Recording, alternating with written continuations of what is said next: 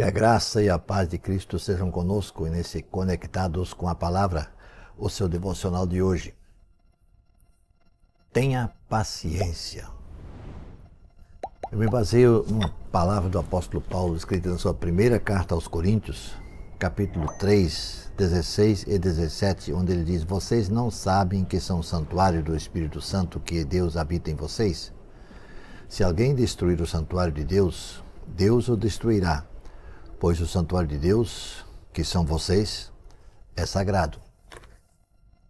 Você é uma pessoa que pode se considerar como alguém paciente, longânimo? Então, se assim for, o Espírito Santo que habita em você será um Espírito Santo puro, imaculado. Ele não será obscurecido por qualquer espírito maligno. Os templos pagãos tinham os seus deuses. O apóstolo Paulo faz referência ao que havia no templo em Jerusalém, ao lugar santíssimo, símbolo da presença de Deus.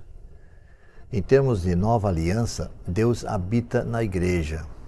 Igreja esta formada por todos aqueles que creem em Cristo como seu único e suficiente Salvador, que tem uma experiência com Cristo, uma experiência de conversão. Independente de sua etnia, cor de pele, tipo de cabelo ou o idioma que a pessoa fale.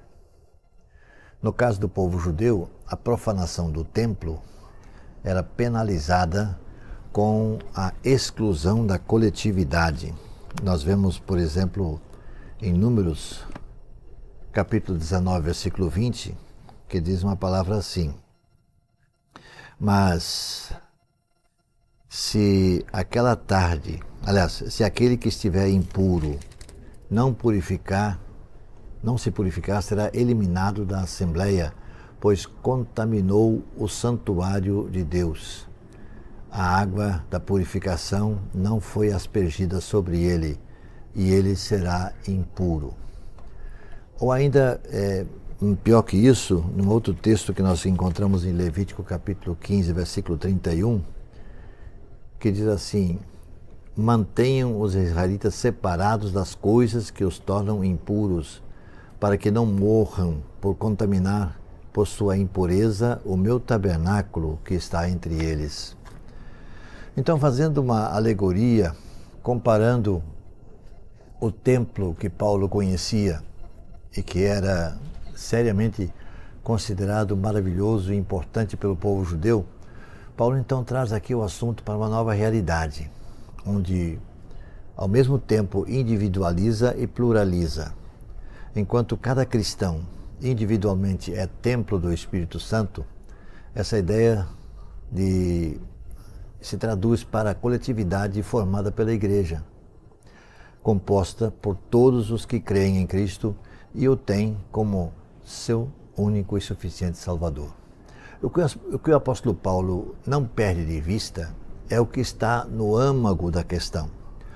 No templo físico que ficava em Jerusalém, a parte mais importante era o Santíssimo Lugar, parte mais interior da construção.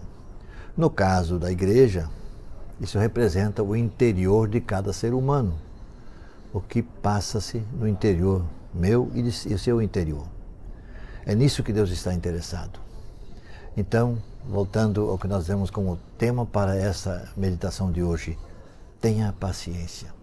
Haja paciência para vivermos de acordo com o que a palavra de Deus espera de cada um de nós. Que sejamos templos santificados para o Senhor. Que Deus nos abençoe. Vamos orar? Senhor nosso Deus, obrigado pela Tua palavra.